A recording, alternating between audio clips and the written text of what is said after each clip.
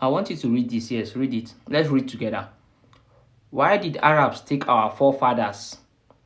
Sorry, where did Arabs take our forefathers? Why don't we see any of them in Arab land like we see them all over the West, which is Europe? Yes, I'll tell you why. Before I'll tell you, I want to bring something to your information. Some people never knew before the transatlantic slave trade by the Europeans or by the whites, there was actually a sub-Sahara slave trade.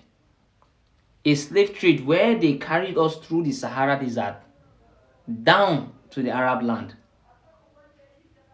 It was a phase before the transatlantic one where they carried us in their ships, in their numbers, as in their ship in our numbers, and took us to Europe. Before the coming of the Europeans, there was the coming of the Arab. That is why you will find that before Europeans came to Nigeria and to most African countries, there were already Muslims.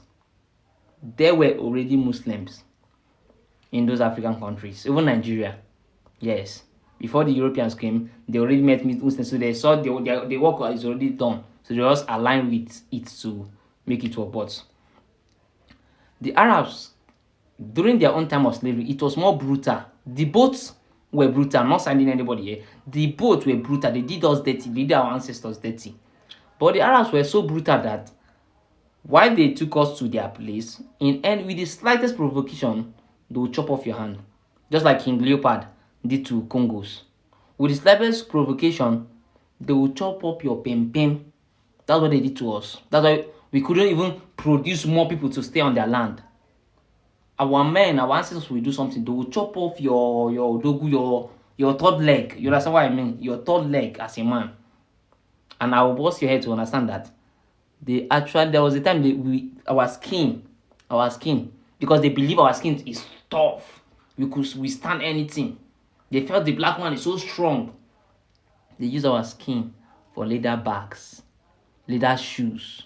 Not just the Arabs, but even the Europeans. This was so sad. They did us dirty. Sometimes you say, don't talk about history.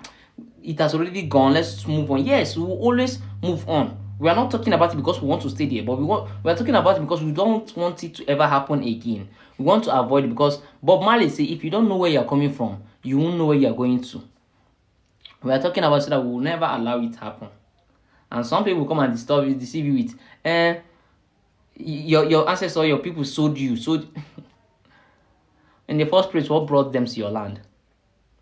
There was an article I wrote today. I read today in a book. They said, whether fellow Africans sold Africans or not, it will never have stopped the Atlantic slavery or transatlantic slavery. Neither will it have stopped the sub-Sahara slavery. These people already, this is their mission. They needed workers for their plantation and the rest. It's a voyage to them. They already make the move and start coming to you.